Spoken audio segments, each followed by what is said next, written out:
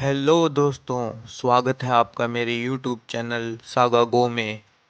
और यहाँ मैं आपको नई नई कहानियाँ सुनाऊंगा। ये कहानियाँ सिर्फ कहानियाँ नहीं, एक सफ़र की तैयारी है।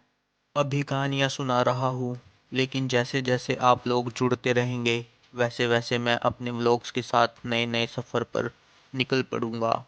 तो चलिए पहले कहानियाँ सुनते हैं, फिर मिलेंगे नए शहरों की गलियों में।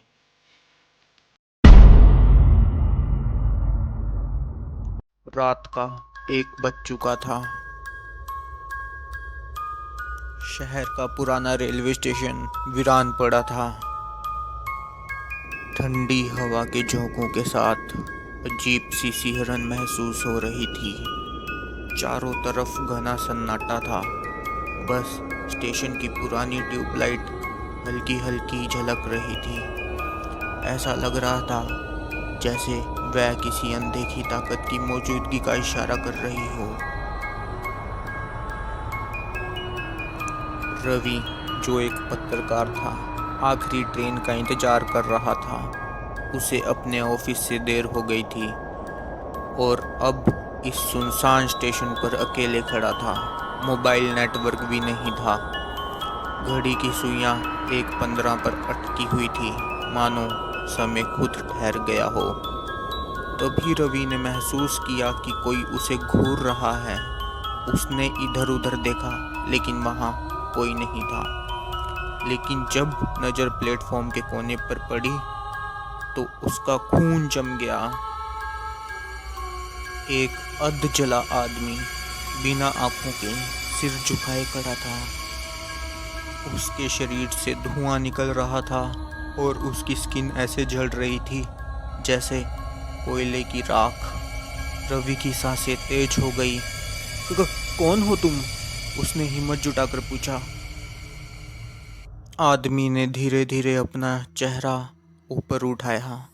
उसकी आंखों की जगह सिर्फ काले गड्ढे थे और उसके खुले मुंह से एक अजीब सी घुर्राहट निकल रही थी। "तुम्हें भी इस ट्रेन में चढ़ना होगा।" रवि एक कदम पीछे हटा, लेकिन प्लेटफॉर्म की टूटी बेंचें खुद ब खुद हिलने लगी। अचानक स्पीकर से आवाज आने लगी, "आखिरी ट्रेन प्लेटफॉर्म नंबर 13 पर आ रही है।" लेकिन ये तो प्लेटफॉर्म 3 था। प्लेटफॉर्म 13 इस स्टेशन पर था ही नहीं। रवि घबराकर भागने लगा, लेकिन जैसे ही उसने मुड़कर देखा, वो आदमी अब उसके ठीक पीछे था। अब उसका चेहरा पूरी तरह गल चुका था और उसकी चमड़ी से कीड़े रेंग रहे थे।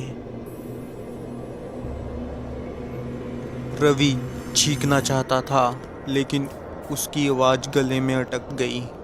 तभी उसे लगा कि उसके पैरों के नीचे कुछ हिल रहा है।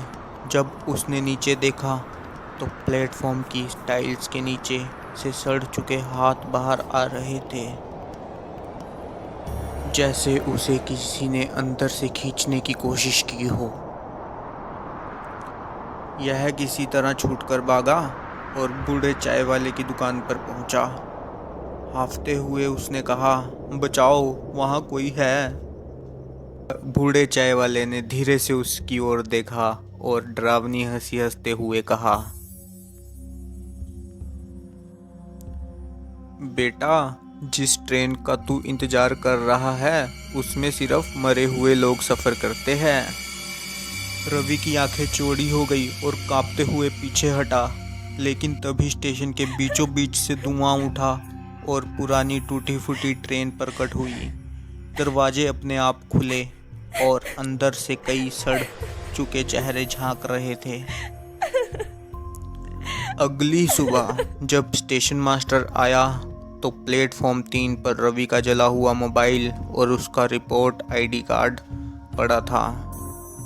स्टेशन मास्टर ने सिर झुका लिया और बुदबुदाया, "एक और यात्री जो आखिरी ट्रेन का हिस्सा बन गया।"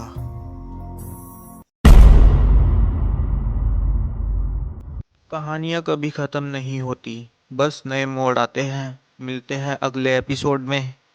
अगर ये कहानी पसंद आई हो तो वीडियो को लाइक करें, शेयर करें और चैनल को सब्सक्राइब करें।